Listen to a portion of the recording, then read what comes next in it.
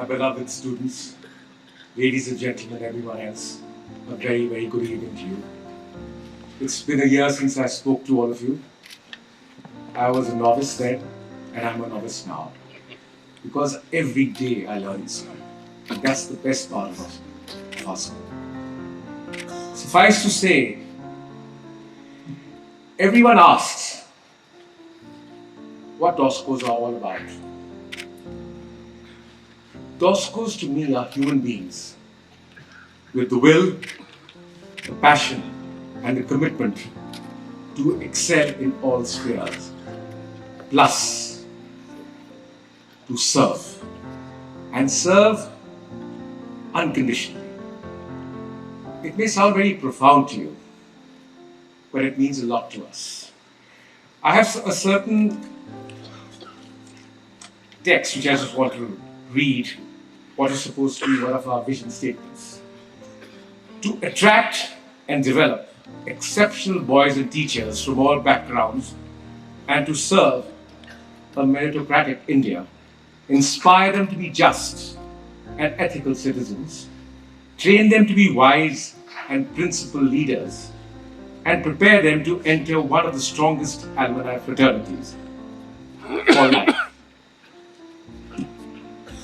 I do not want to dilute the academic content in this, because the class of 1998 will lynch me when I tell them that academics is not the sole important aspect of our school. It is our curriculum. It is every aspect of every hour, every minute of our lives where we boys learn. And the best part about what we are taught is that life will be a learning curve all our lives. When I remember when I passed out of school, my housemaster addressed us, the 10 of us, and he said one of the most important ideas we have of life is that we must enjoy it. But for enjoyment, we must work hard, we must reflect, and we must learn every day. And I've been doing that my whole life, and I'm proud to do that. I also want to tell our boys and girls, our students, and I'm not saying it in arrogance, but I'm saying it as a realistic observer. We have the best facilities available here. Beyond the classroom, which I promise you we will be excelling in always. We have sports, we have co-curriculars, we have character building, we have mentoring, we have tutoring. In the Chandbagh debate, one of the boys asked the old boy of 1998, what did you gain more from your school? The academic learning from 7:30 in the morning till 1:30, or the plays, the dramas, and the creative writing you did? Now that person was stumped, because he went on to become an excellent scriptwriter, photographer, a producer, and a director of plays. And he didn't know what to answer. But being a DOSCO, we never give up. He says, I learned all that while learning Bernoulli's theorem. And I marvel that he said it with a straight face. I marvel that our children, our kids who grow up and go out are confident.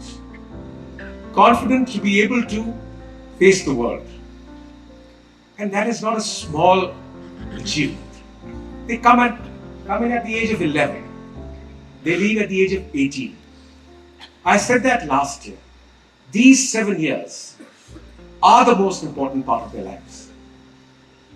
In fact, a lot of the talk which I'm going to do today is based on what I have learned over the last year, meeting the boys, meeting the girls, meeting the parents, meeting the teachers. There was a parent I met. She was a single mother. She is a single mother. And she said, I sent my son to Doon School.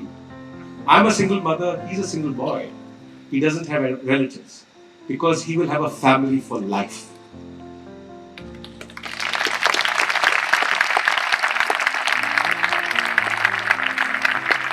And that is the truth, the indelible truth. I promise you, it's been 50 years since I left school. My family, my extended family, has been my school, the boys from school, the teachers from school, every which way. We have with us the Board of Governors, each one a person who has achieved tremendously in life, in character, in money, in goals, in every which way. But we are all equal. We sit, we laugh. Even while I was sitting just now, they cracked a joke about me that I'm going to make an absolute fool of myself while speaking to you, like I did last year. I said, okay, that's fine. I'm a DOSCO. I'll live with it. No problems. And I said, if I make a fool of myself, you'll go down with me, and he's going to be the butt of one of my jokes. A question that has been asked, which I must address, is the decision of our school of reverting to a single board. We have deliberated, we have discussed, we have in every which way introspected. Over the last 3 years, it's not a decision which has been taken in the last 6 months. It's been carrying on for the last 3 years. In our education committee meeting, in our senior management committee of school, members of the board have been discussing it, members of IPSS have been discussing it. It's only in the last 3 months that we have made a concerted effort to pick up from all our talks and all our discussions and come to conclusions. And we did. And we came to a conclusion, unanimous. That is not to say that IGCSE and IB are not worthy boards. Oh, they are very, very good boards. But we found it difficult to deal with 3 boards, multiple boards. We were struggling. I must say that. I don't think anyone else will admit it, but I admit it. We were struggling. We were finding it difficult. Boys were struggling. The IB curriculum took away the Doon School curriculum because the last 2 years, the boy did not find the time to take part in the activities after class. So we decided that let's go to a curriculum which is similar to the Doon School curriculum, and that is ISC. But at the same time, the Education Committee made a commitment that we will revitalize the Doon School curriculum. And not for optics, not for hearsay, actually bringing in the good points of IB and IGCSE, whether it's DNT, whether it's creative writing, critical thinking, research. This will become a major part of our curriculum. In fact, the ISC board itself is becoming very all-encompassing in the sense they are introducing subjects like AI, coding, financial self-help, and they are doing it because they recognize that beyond the history and the physics and the chemistry, there are certain aspects which we have to embark and realize that the students must learn from an early life. Today, my granddaughter, she's just 7 years old, and she can open a computer, write some text, I'm telling you, she writes 4 or 5 words, and she prints it out and gives it to me. It took me 45 years before I understood what a computer is. And even today, I am a bit reticent in asking my kids, to load some apps, because I know I'll be the butt of their laughter. But that is what life is. In fact, a very important question was raised at IPSS and the DSOBS. Do we innovate? Are we abreast of all IT aspects that are going? We are. And we carry on doing that. We have an IT committee, and we ensure that the best technologies are available all the time. Please do not think that if, I'm getting back to the point of the boards, that if IB and IGCSE are continuing for 2 years and 5 years respectively, that there will be any lack in rigor. There's 100% commitment of teachers, the headmaster. The decision to continue these till the end of this cohort was taken after the headmaster confirmed with his teachers. Yes, till the last day of IGCSE or IB. And the last day is not the exam. Last day is the results come. If the student wants a revision or a recount, we will assist the student until the student is placed happily in his university.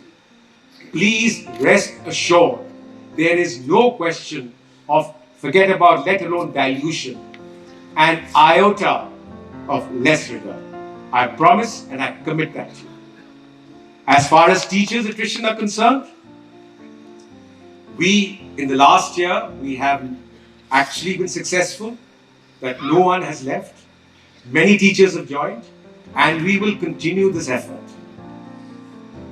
The expected attrition of some IB teachers, we are going to, in our way, halt. The headmaster's at it.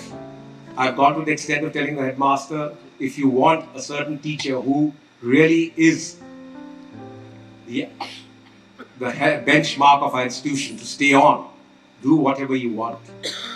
But the teacher must stay on. This is something I shouldn't be saying openly.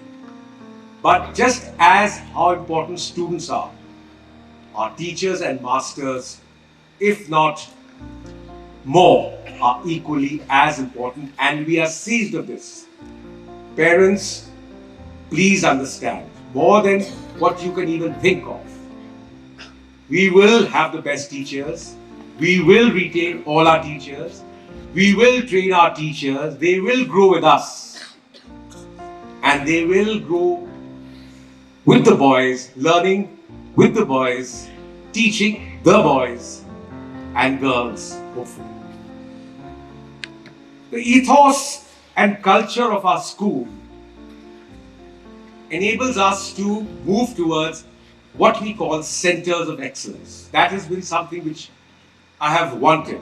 The first year we were trying to sort out certain systems in our school.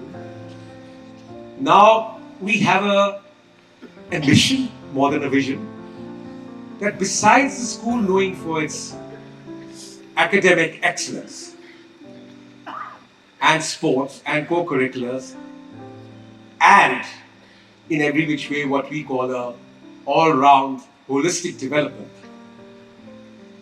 we will have centers of excellence in fine arts, in music, in IT, in critical thinking and creative writing, drama, and we already have members of the board and members of our teacher community focusing on bringing this in. What our vision and ambition is, that besides what Doon School stands for, we hope to attract students who feel that if they want to excel in a certain sphere, they have that facility available now. I promise you, these are not just thoughts. These are actions which are going to happen. Everyone knows that the new education policy and the national curriculum is tailor-made for a system like ours, because people have now realized that beyond the academic rigor is required that the student must know everything in art, music, sports. Last year I told you that I have been a nerd my whole life. But each game I know. I know the rules of each game. I know the rules of hockey, football, cricket, basketball, tennis, squash, and I can play every game. Because that has been what my life has been in school. I have delved in music. I have progressed in art. I have worked in spare time activities which suit me, like industrial chemistry, because these are offered to us, which may not be offered in another system. I'm not going to blow our trumpet about what our school stands for as far as the holistic experience is concerned. Everyone has talked about it threadbare. What I'm assuring you is that this Doon School curriculum, besides ensuring academic excellence, will ensure that all-round development not only in terms of sports and extracurriculars, but in character, in service, in mentoring, and above all, being a good human being. That is paramount for us. Something, again, which is possibly, I wouldn't say not aligned with us, is I want to talk about the importance of women and what they have been in my life and the life of every boy in school. Right from your mother, from your sister, from your daughter-in-law. The mother nurtures you, the sister loves you, the daughter and the daughter-in-law look up to you with unconditional love. And of course, your wife is the main pillar, the pillar of dominance and authority.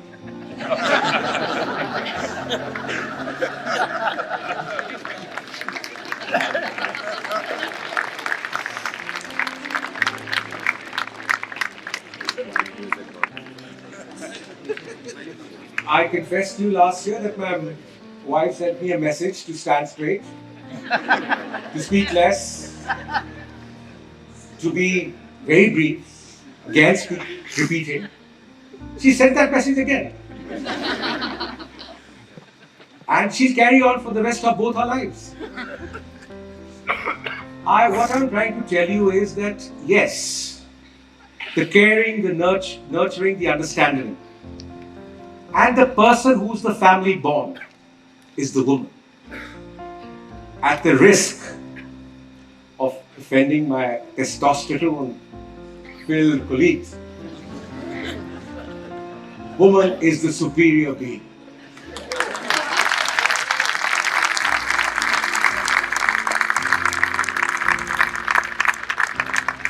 I mean it, I live it, I understand it, and I survive by it.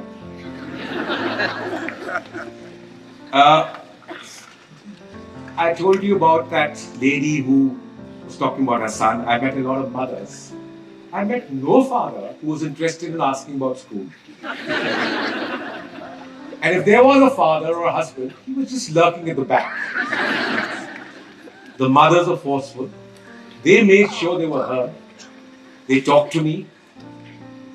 Besides being scared and fearful of them, I still feel they give me the wherewithal to talk to them. And I will carry on talking to them. What I want to tell our boys, our students, is the importance of the fairer sex, the superiority of the fairer sex. I saw a boy walking with his parents, and his sister was hugging him and, giving that. And I stopped him. I said, your sister is hugging you with unconditional love. You will remember this your whole life. Bask in it. Enjoy it. Both of them were embarrassed, but they were smiling. And the parents admitted, yes, that's the truth. They get along so well. And the sister is so possessive and protective about her brother. I'm going on and on because I want that part of being a human being and part of being a DOSCO is ensuring we know who is important. And that is the females in our life. I admit, I've been scared of my mother, my sister, my daughter, my granddaughter, my wife definitely. But definitely, they are the reason that I've been able to stand up. They've encouraged me. They've given me the wherewithal. The mothers have asked me again and again, what can the school do for my child? What can I do for the child? I said the only thing you can do for your child is to leave him alone. Leave him with us. Trust us. And I'm not saying it in any daunting way, because I can understand the mother's plight of seeing that 11 to 18 year progression being left for 8 months of the year to someone and some people far, far away. But we are equipped, all of us, our teachers, our headmaster, every serving staff is equipped. I was sitting, I have this sort of equation with the HM. For every 100 papers he makes me sign in his office, he gives me a cup of coffee. So I went out there, I was doing that, and he had to go off somewhere else. I was signing the papers as usual. The coffee hadn't come, but that's okay. I trust him.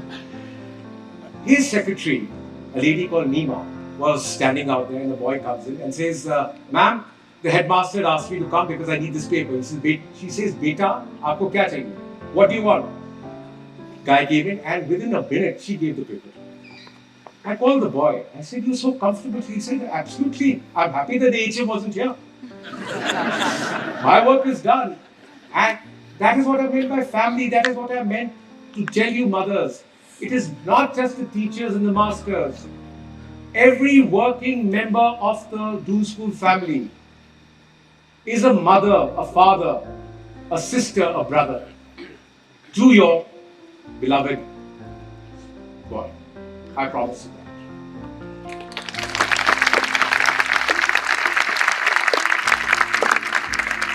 I know I've been asked to be very brief, but a couple of things I must point out. I can't help it. The HM, very kindly asked me to, because I was very emphatic about bullying not being there and contraband not being there. So he asked me to address the prefectorial body. So 3 or 4 of us board members, we did that. And they were so responsive. We have the school captain sitting out here. He has a lot of promises to keep. He's promised that he's going to get at least 44 in his IB. You did that, didn't you? Keep it. But, I went to all the house captains, I went to all the prefects, I met all the monitors, and I talked to them. And I talked to them about how important it is that they are the ones, the first point of call for the newcomer, for the C former, for the B former, for the A former, to ensure discipline, to ensure no bullying, to ensure no contraband. And they were so responsive. I went to each house with the permission of the HM. And I addressed the body of the house, they addressed their body. And over the years, they have actually told me that they have not only done that, they are counseling their juniors to attend classes on time, take advantage of every learning experience and not waste it. Take advantage of every facility on campus and not waste it. And this is what our prefectorial body is doing. They are doing what you will not expect them to do. There is no bullying now. Contraband is being nabbed and is being taken care of. All with due respect and because of the school captain and his seniors. Thank you so much. And outside. The second task which the HM allowed me was that let's do something about the food. We did try our best. We're doing a lot more. I must, because I feel the most important part of the day is that nutrition should be sufficient, and nutrition should be in terms of protein and not in just terms of fat and sugar. We've got very capable people in our CDH now, and I thank our board member, Mr. Jaswinder Singh Bull, who was a bull in a china shop as far as the CDH is concerned, where he absolutely dismantled systems and went ahead. Thank you, Mr. Bull.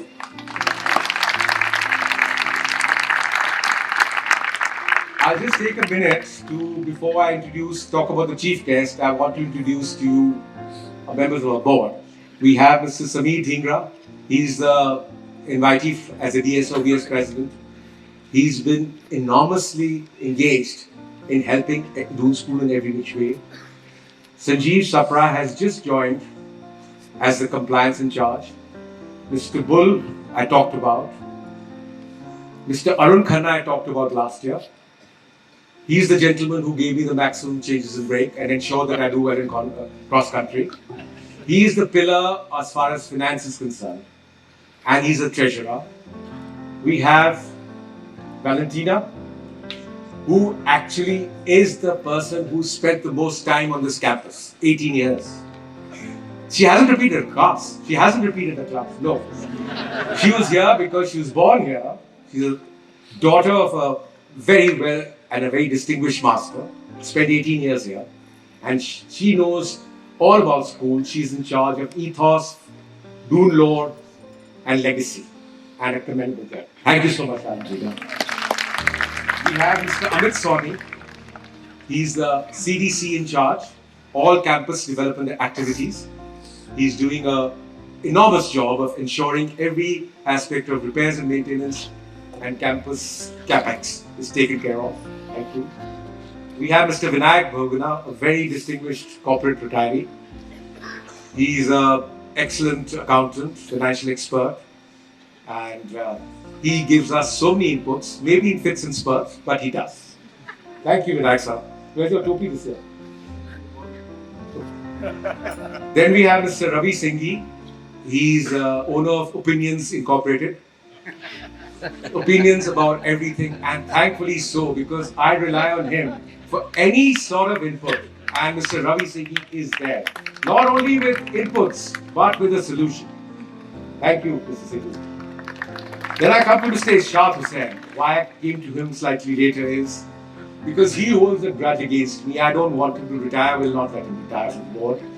He is our mentor. He is our father figure. He is our elder brother. He is our reason for sanity on the board. He is our sounding block. Every which way, he is the one who keeps us together and happily together. Thank you so much.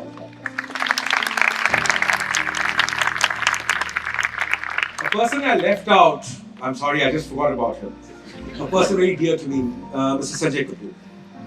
Now, Mr. Sanjay Kapoor believes completely in the paradigm of women. He believes, no, please listen to me. He believes women are not only superior, they impart knowledge, they impart experience. And he's a very brave man. In his quest for truth and knowledge, he got married very bravely. But apparently that lady didn't give him that much of truth and guidance. He got married again. Very brave man. I mean, but his quest for truth and the Holy Grail was not accomplished. Look at how brave this Doon is, he got married again.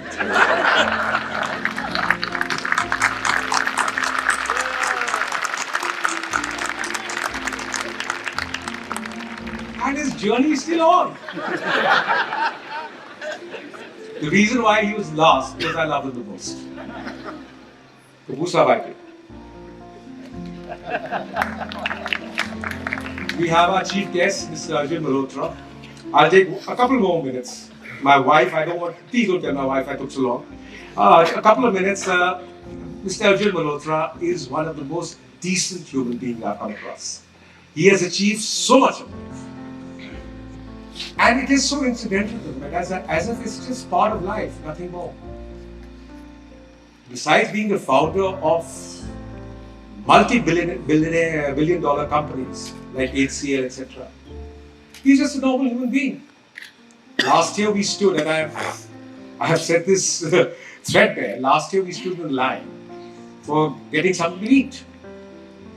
And when we reached, we asked the gentleman, after spending 10 minutes, this was at after the Pakistan Khana, we asked the gentleman to serve us. He said, no, I only want coupons. So we said, yeah, I had a measly 500 rupee note. So he said, no, you got to. So then we went back and stood in the line for coupons. We stood for another 7-8 minutes, both of us standing in the sun. And then when our turn came, the guy said the minimum is $1,000. I had only 500 rupees. So he was astounded. He said, what to do? Then I don't know from where, he took out a measly 500 rupee note. And we managed to buy a coupon book. And we stood in line again. Took us another 10 minutes. So 30 minutes took us to get 2 dosas. Now we wanted to go and go sit. There was no place to sit. So there was a table where occupied by a lady and her 3 children. There were 2 seats empty. So we both went and they said, maybe sit down. I said, no, someone's coming to sit down. But this is Doon School, we can't. So I said, Arjun Bhai. He says, what to do? Arjun Bhai says, ma'am, just 10 minutes, we gobble our dosas. We are old men. Please, let us sit down. She took pity on us. We sat down. And I don't know what, but after 10 minutes, she gave us a dirty look. And we got up and went. And then, he said, no, there's free ice cream. Let's go get that. We went and got that. This is Mr. Arjun Bhai for you. Arjun Malhotra for you, Arjun Bhai for you.